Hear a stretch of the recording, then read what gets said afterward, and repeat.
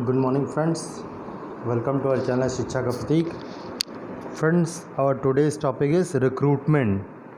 तो as it is from the chapter staffing, so let's start. What is recruitment? Recruitment के बारे में हम लोग पहले भी पढ़ चुके हैं। Recruitment refers to the process of finding possible candidates for a job or a function.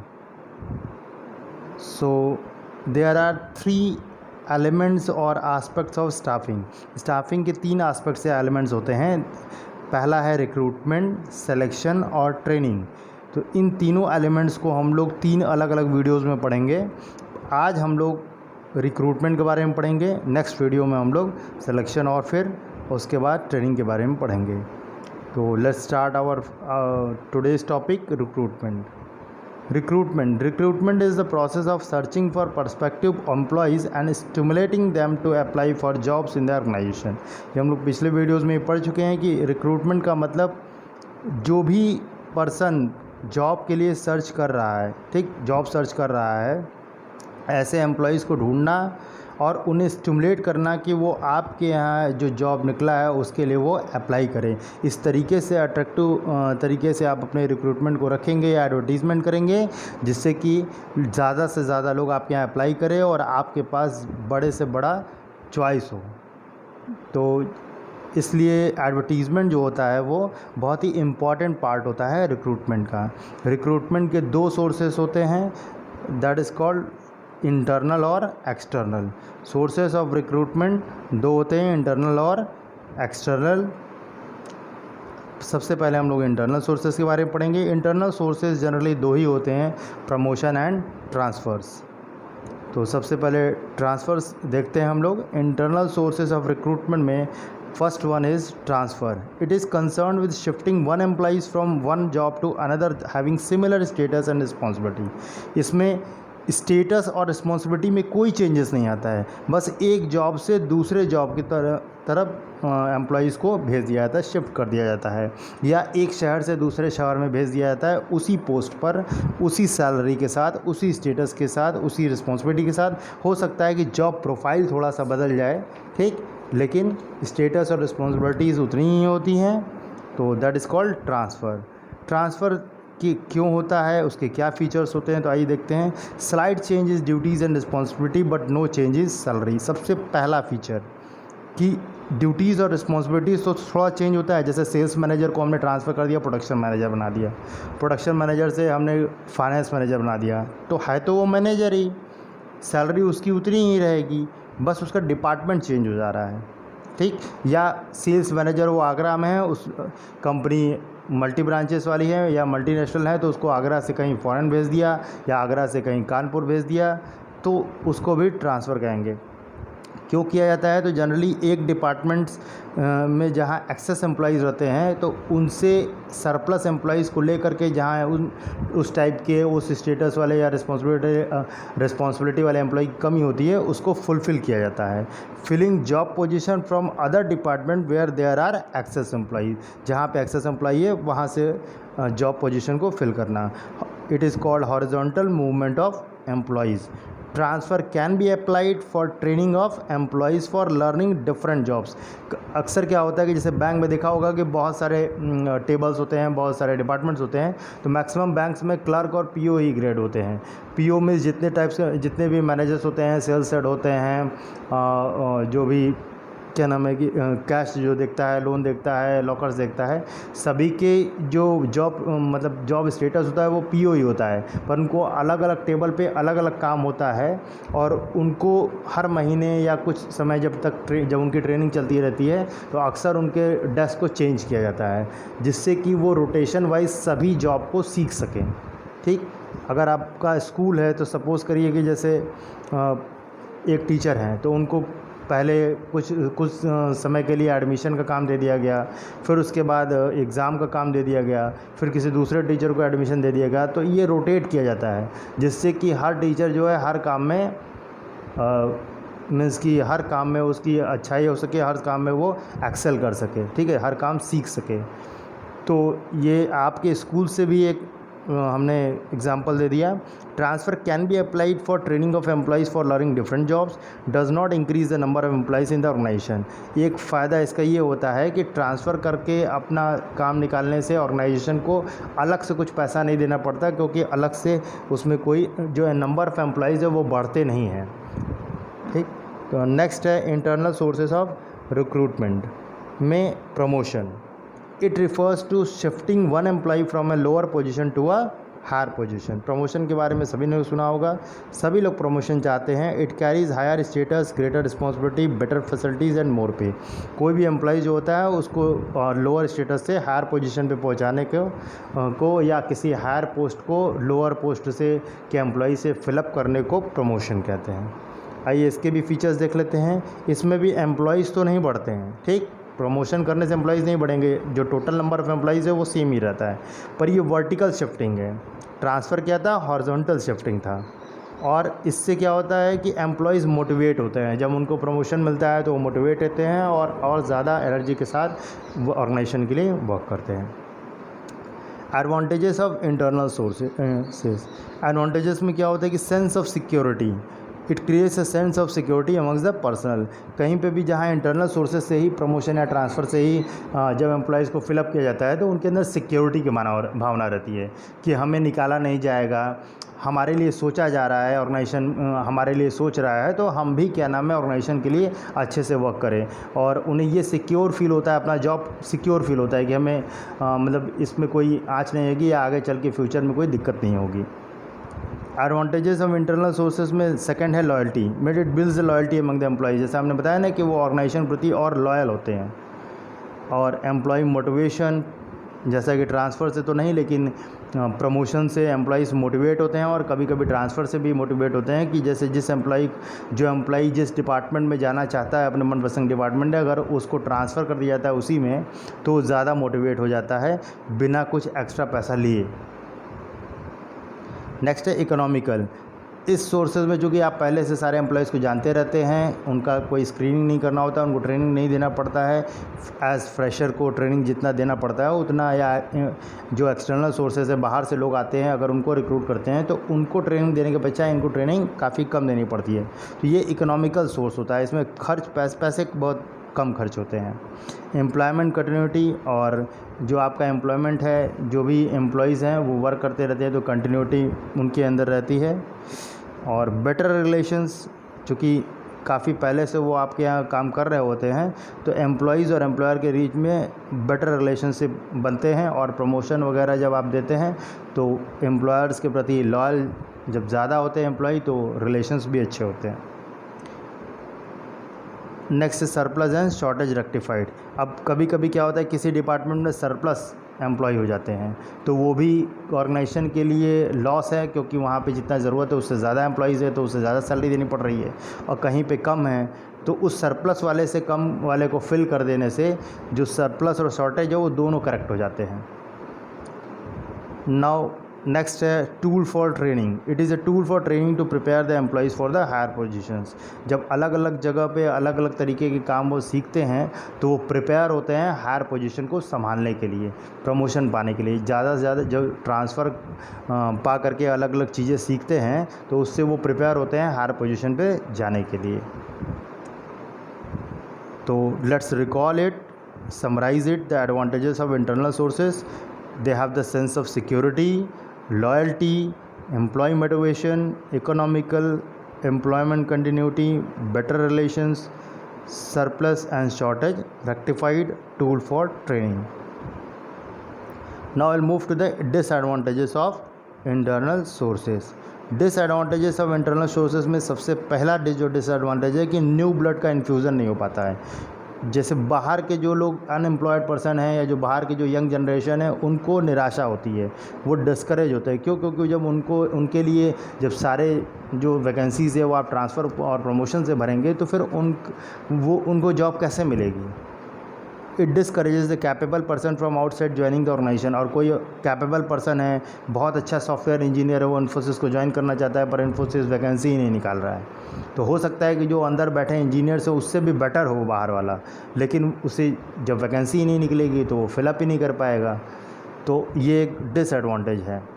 Next है lethargic, the employees become lethargic lazy when they are sure about the time bound promotion.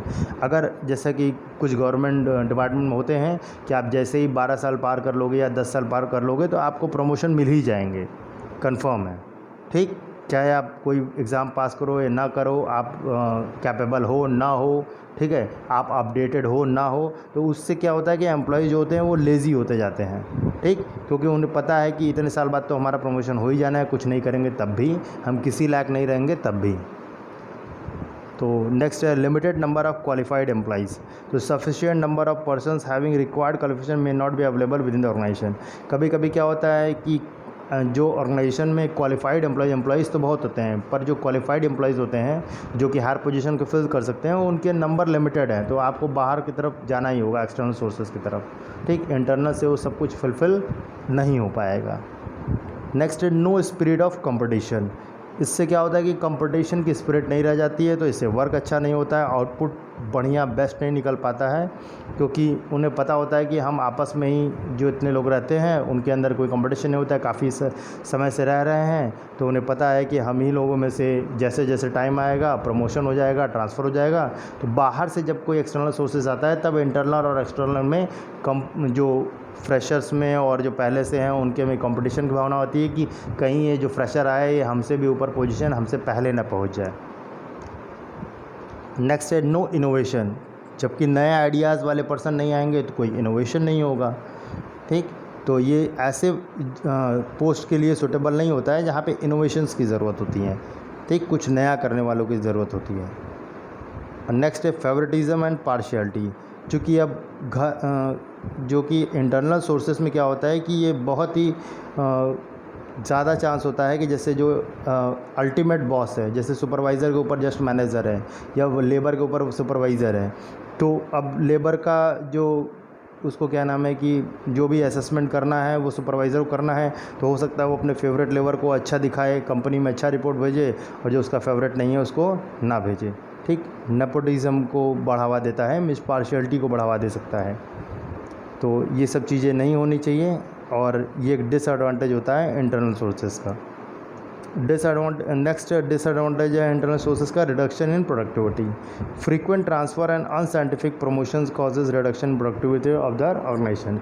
अब transfer तो होने चाहिए पर frequent transfer नहीं होने चाहिए, ऐसा नहीं कि एक महीना यहाँ रखा एक महीना वहाँ रखा, तो वो किसी समय जब तक वो सीखता है तब तक वो दूसरी जगह जाता है, और दूसरी जगह जाता है तो फिर वो फ्रेशर की तरह काम करता है, तो कभी भी प्रोडक्टिविटी जो होती है वो डिक्रीज़ होने लगती है। और प्रमोशन ऐसे व्यक्ति का अगर प्रमोशन हो जाए जो कि प्रमोशन के लायक नहीं है, ठीक है, अपने पोस्ट पे तो काफ़ी अच्छा काम कर रहा है, लेकिन जो जिस अपर पोस्ट पे वो गया है उसके अकॉर्डिंगली उसका काम अच्छा नहीं है, तो फिर प्रोडक्टिविटी डिक्रीज़ होने लगती है।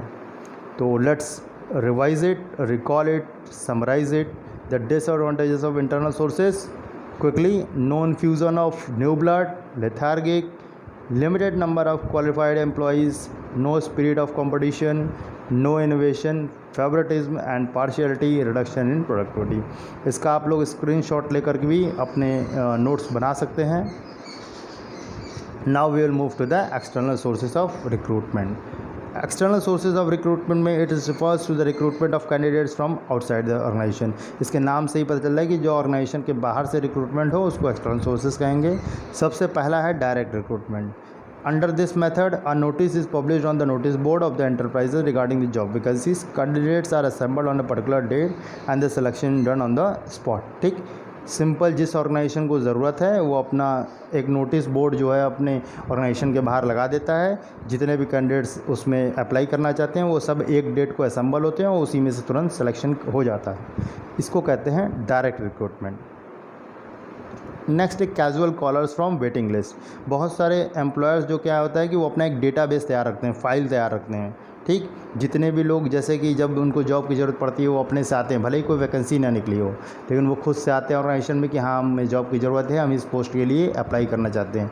तो वो अप्लाई करवा करके उससे भले ही उस समय वैकेंसी ना हो वो एप्लीकेशन ले करके रख लेते हैं और उसका एक डेटाबेस मैनेजमेंट करते रहते हैं। जैसे ही जब वो पोस्ट खाली होती है, कोई छोड़ कर जाता है या कोई रिटायर होता है या किसी का ट्रांसफ़र होता है, तो तुरंत वो जो अपने पास रखे हुए एप्लीकेशन है उनमें से जो भी सूटेबल उनको लगता है उसको उसका वेटिंग लिस्ट बना के रखे रहते हैं, उसी में से तुरंत वो कॉल कर लेते हैं। तो इसे कहते हैं casual callers from waiting list. Waiting list में से किसी भी कैजुअल एप्लीकेंट्स को बुला करके अपने रिक्रूटमेंट कर लिया जाता है। Third one is very popular, advertisement. It is the most effective means to search potential employees from the outside the organisation. ठीक, एडवर्टाइजमेंट के थ्रू। नेक्स्ट है एम्प्लॉयमेंट एक्सचेंज। हाँ, ऊपर ये बता देगा एडवर्टीजमेंट आप पेपर में निकाल सकते हैं, जर्नल्स में निकलते हैं, ठीक, वेबसाइट्स पे भी निकलते हैं। हालांकि वेबसाइट्स को हम लोग डिफरेंट पॉइंट्स में पढ़ेंगे। तो सिंपली यहाँ पे है कि जो भी पेपर वगैरह में या ऐड आता है उसके थ्रू, या जो जर्नल्स वगैरह होते हैं उसके through. Employment exchange, employment exchange government के द्वारा बनाया गया एक नेटवर्क होता है, ठीक, जिसमें कि जॉब सीकर्स जो जिनको जॉब की ज़रूरत होती है वो भी अपना रजिस्ट्रेशन कराते हैं, और जिन ऑर्गेनाइजेशन को मतलब कि एम्प्लॉइज़ की ज़रूरत पड़ती है वो भी उसे कांटेक्ट करते हैं, और जो भी उनके पास जॉब सीकर्स जो एम्प्लॉयमेंट एक्सचेंज में अप्लाई किए होते हैं उन्हीं में से उनको रिक्रूट करने की कोशिश करते हैं या रिक्रूट करते हैं। तो job seekers get themselves registered with these exchanges and their names will be supplied to the business organisation on the basis of their requisition. वो जिस पोस्ट के लिए अप्लाई करेंगे तो जैसे ही कोई ऑर्गेनाइजेशन उस पोस्ट के लिए रिक्वायरमेंट मांगेंगी तो एम्प्लॉयमेंट एक्सचेंज जो है उनको वो डेटा प्रोवाइड करा देगा। Now placement agencies and personal consultants, ये जब कुछ स्पेशलाइज्ड एजेंसीज़ होती हैं, जब किसी पोस्ट के लिए बहुत ही स्पेशलाइज्ड और काफ़ी ज़्यादा स्क्रीनिंग की ज़रूरत पड़ती है तो उसके लिए हम लोग प्लेसमेंट एजेंसीज़ के पास जाते हैं। ये लोग अपना फ़ीस लेते हैं और सारी स्क्रीनिंग वगैरह करके खुद ही जो है वो सप्लाई करते हैं एम्प्लॉइज़ को बड़े बड़े ऑर्गेनाइजेशन में। तो some specialised agencies in the form of personnel consultancy services have been developed in the recent times. These agencies also undertake total functions of recruiting and selecting personnel on behalf of the employer and they charge fees for this services. वो सारा चीज़ जो भी recruitment का होता है, selection का process होता है वो खुद करती हैं और इसके बदले वो कंपनी से कुछ चार्ज देती हैं, और सारा कुछ करने के बाद जो एम्प्लॉइज सेलेक्ट होकर आते हैं उनको वो ऑर्गेनाइजेशन को सप्लाई कर देते हैं। ये काफ़ी स्टूडेंट्स में काफ़ी लोकप्रिय वर्ड है कैंपस इंटरव्यूज़। जो ऑर्गेनाइजेशंस हैं, बड़े बड़े ऑर्गेनाइजेशंस जो है या बहुत सारे ऑर्गेनाइजेशन जो है वो यूनिवर्सिटीज़ में जाते हैं, कॉलेजेस में जाते हैं, लास्ट ईयर के स्टूडेंट जितने भी स्टूडेंट्स होते हैं उनका वो इंटरव्यू लेते हैं या प्रिलिमिनरी एग्ज़ाम लेते हैं और उनको वहीं पे ऑफ़र कर देते हैं कि आप जो है वो उनको कॉल कर लेते हैं कि जब भी वो एग्ज़ाम पास करेंगे तो उसके बाद वो उनके ऑर्गेनाइजेशन को ज्वाइन कर लें। तो उसी में से ही वो अपने रिक्वायर्ड सेलेक्टेड कैंडिडेट्स को सेलेक्ट करके उनको ऑफ़र लेटर दे करके चले आते हैं। तो that is called campus interview, क्योंकि वो यूनिवर्सिटीज़ या कॉलेज के कैंपस में कंडक्ट करते हैं खुद जा करके। तो many organisation conduct preliminary search of the employees by conducting campus interviews in universities and colleges. Next है रिकमेंडेशन ऑफ प्रेजेंट एम्प्लॉयज़। पहले से कोई एम्प्लॉयज़ आपके यहाँ काम कर रहा है तो वो अपने फ्रेंड्स का या रिलेटिव्स को या अपने जानने वाले को नाम जो है वो एम्प्लॉयज़ को बता देता है। जैसे एम्प्लॉयज़ को ज़रूरत हुआ, एक मैकेनिक है किसी ऑर्गेनाइजेशन में काम कर रहा है, ऑर्गेनाइजेशन ने कहा एक मैकेनिक और चाहिए हमको, तो वो खुद ही किसी को बुला करके ले आता है। तो चूँकि उसके रेफरेंस से आ रहा है तो विश्वसनीय होगा, स्क्रीनिंग उसकी हो गई, एकदम से अनजान नहीं है, ठीक है, आप उस पर भरोसा कर सकते हैं। तो ये सब थोड़ी सी खूबियाँ होती हैं, तो इसका भी एक अपना अलग महत्व है। Some employees treat the recommendation of their present employees as a useful source of recruitment, ठीक है, जिसमें भरोसे की सबसे ज़्यादा ज़रूरत होती है कि वो फ्रेशर से या बिना एकदम अनजान व्यक्ति को नहीं रखना चाहते हैं, उस टाइप के पोस्ट पर ये जो तरीका है ज़्यादा अपनाया जाता है। This ensures reliability and suitability for the post and it helps in boosting the morale of existing employees. और ये जो एग्जिस्टिंग एम्प्लॉयज़ हैं उसके भी मोरल को काफ़ी बढ़ाता है कि ठीक है हमारे कहने पे बॉस ने इनको रख लिया, ठीक, वो दूसरे वाले से भी कहेगा कि हमने तुमको नौकरी दिलवाया, तो उसके मोरल में भी काफ़ी हाई हो जाता है। नेक्स्ट है लेबर कॉन्ट्रैक्टर्स। जैसा कि आप लोग अपने सारे संस्थाओं में देखते होंगे कि मैक्सिमम सिक्योरिटी गार्ड जो होते हैं वो ऑर्गेनाइजेशन द्वारा डायरेक्ट रिक्रूटमेंट नहीं होते हैं, या जितने भी डी ग्रेड के ग्रुप डी के एम्प्लॉयज़ होते हैं वो लेबर कॉन्ट्रैक्टर्स के थ्रू आजकल प्रचलन बढ़ गया है। This is a method of hiring skilled, semi skilled, unskilled workers. The contractors keep in touch with a large number of workers and bring them at the places where they are required. ये इसलिए भी ज़्यादा popular है कि ये कम समय में ज़्यादा, अगर किसी समय आपको ज़्यादा एम्प्लॉयज़ की एक साथ ज़रूरत पड़ी तो आप उनसे कहेंगे और वो टच में रहते हैं सारे एम्प्लॉयज़ के, तो वो तुरंत आपको अवेलेबल करा सकते हैं, ठीक। तो मैक्सिमम जितने भी ऑर्गेनाइजेशन हैं वहाँ पे सिक्योरिटी गार्ड्स, ग्रुप डी के एम्प्लॉयज़ आजकल इसी के थ्रू रखे जा रहे हैं।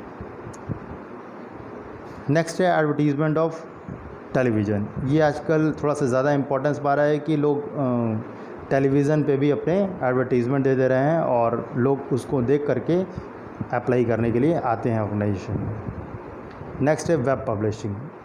ये तो काफ़ी कॉमन सोर्स हो गया आजकल एक्सटर्नल रिक्रूटमेंट का, जैसे naukri.com हुआ। इट इज़ मीन्स कि यहाँ पे क्या होता है कि जिनको जॉब चाहिए वो भी रजिस्टर्ड करते हैं और जो एम्प्लॉयर्स होते हैं वो भी रजिस्टर्ड होते हैं, और वो दोनों को एक कॉमन प्लेटफॉर्म प्रोवाइड कराता है इस टाइप के वेबसाइट, जिस पे कि दोनों मिल सकें और आपस में एक दूसरे की ज़रूरत के मुताबिक एक दूसरे को मतलब एम्प्लॉय को हायर कर सके। तो this was the external sources of recruitment. There are 10 external sources of recruitment. This is the short summary of external sources of recruitment. First one is direct recruitment, then casual callers for waiting list, advertisement, employment exchanges, placement agencies, campus interviews, recommendations from present employees, labor contractors, advertisement on television and web publishing. Now we'll move to the advantages. इनके advantages क्या है, क्यों हम लोग external resources की तरफ बढ़े हैं, तो देख लेते हैं। इससे हमें क्वालिफाइड और एक्सपीरियंस्ड पर्सन मिलते हैं, ठीक, क्योंकि बाहर से वो आ रहे हैं, तो हम अगर अपने जो भी अपने एडवर्टीज़मेंट निकाले उसमें कह दें कि नहीं 2 साल के एक्सपीरियंस पर्सन ही अप्लाई करें, तो हमें एक्सपीरियंस पर्सन पहले से ही मिल जाएंगे, ज़्यादा हमें ट्रेनिंग नहीं देनी पड़ेगी। क्वालिफाइड पर्सन अगर हमें चाहिए कि हमें जो पोस्ट ग्रेजुएट हो वही इस पोस्ट के लिए अप्लाई करे, तो सारे पोस्ट ग्रेजुएट वाले ही अप्लाई करेंगे। लेकिन इंटरनल में क्या पता आपके पास उतने पोस्ट ग्रेजुएट एम्प्लॉय ना हो, तो क्वालिफाइड और एक्सपीरियंस पर्सन की ज़रूरत पड़ती है। यहाँ पे आपके पास चॉइस बहुत वाइड होता है। जितने ही अच्छे ब्रॉड लेवल पे आप एडवर्टीज़मेंट करते हैं या वेबसाइट पे जाते हैं, जर्नल पे जाते हैं, तो उनकी पहुँच जितनी दूर तक होती है उतने दूर दूर से लोग आ सकते हैं आपके यहाँ, तो आपके पास वाइड चॉइस होती है। इंटरनल में आपके पास लिमिटेड चॉइस होती है। फ्रेश टैलेंट आता है, ठीक, फ्रेश टैलेंट को मौका मिलता है, infusion of new blood. Competitive spirit होता है इंटरनल कैंडिडेट्स और एक्सटर्नल कैंडिडेट्स में। तो this was these all are advantage of external sources की क्वालिफाइड पर्सन मिलते हैं, फ्रेश टैलेंट भी आता है, वाइड चॉइस होता है और विथ कॉम्पिटिटिव स्पिरिट। कुछ डिसएडवांटेजेस भी देख सकते हैं, because everything has the pros and cons. Limitation of external source of recruitment. सबसे पहला dissatisfaction and frustration among the existing employees. जब कोई पहले से एम्प्लॉयज़ एग्जिस्ट कर रहा है और आप उसके ऊपर या उसके बगल में उसी की जैसा क्या नाम है कि कोई बाहर से एम्प्लॉयज़ को आप हायर कर लेते हैं, सपोज़ करिए सुपरवाइज़र है और उस सुपरवाइज़र को प्रमोट ना करके आप मैनेजर के सीट पर किसी बाहर से एम्प्लॉय को सेलेक्ट करके रख देते हैं, तो सुपरवाइज़र के मन में हमेशा फ्रस्ट्रेशन रहता है या डिससेटिस्फैक्शन रहता है कि हमें क्यों प्रमोशन करके क्यों नहीं बैठा दिया गया उस पोस्ट पर, तो थोड़ा सा डिससेटिस्फैक्शन आ सकता है। टाइम कंज्यूमिंग है, it is very time consuming, ठीक, कि सबसे पहले आप प्री टेस्ट, पहले वैकेंसी निकालिए, लोगों के एप्लीकेशन आए, फिर एक डेट दीजिए, उसमें प्री का अगर टेस्ट लेना चाहे तो प्री टेस्ट लीजिए, स्किल टेस्ट लीजिए, इंटरव्यू लीजिए, तो it is very time consuming. तो अगर टाइम कंज्यूमिंग है तो कॉस्टली भी है। अनसर्टेनिटी, अब इसमें अनसर्टेनिटी भी बनी रहती है कि क्वालिफाइड पर्सन या एक्सपीरियंस पर्सन आएंगे कि नहीं।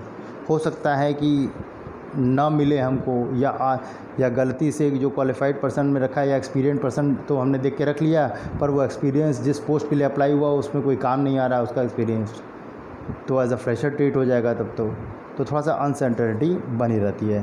तो these are 4 points of limitations of external resources, that is dissatisfaction and frustration, time consuming, very costly, uncertainty. Internal and external sources of recruitment, इन दोनों के में डिफरेंस पढ़ लेते हैं, क्योंकि अक्सर ये पूछ लेता है कि क्या डिफरेंस होता है। तो शॉर्ट में हम लोग इसको याद करेंगे कि इंटरनल सोर्स जो होता है वो क्विक प्रोसेस होता है, और एक्सटर्नल सोर्सेज जो कि टाइम कंज्यूमिंग अभी हमने पढ़ा है तो वो लेंथी प्रोसेस होता है। इंटरनल सोर्सेज लेस एक्सपेंसिव होता है, ये कॉस्टली होता है। इंटरनल सोर्सेज में स्टाफ मेंबर्स मोटिवेट होते हैं और एक्सटर्नल सोर्सेज में एग्जिस्टिंग वर्कर्स डिससेटिस्फाइड हो सकते हैं। इंटरनल सोर्सेज में लिमिटेड चॉइस होते हैं और एक्सटर्नल सोर्सेज में वाइड चॉइस ऑफ कैंडिडेट्स होते हैं। तो this was the presentation for the topic recruitment. For the next topic we will meet in the next video. Till then, keep studying.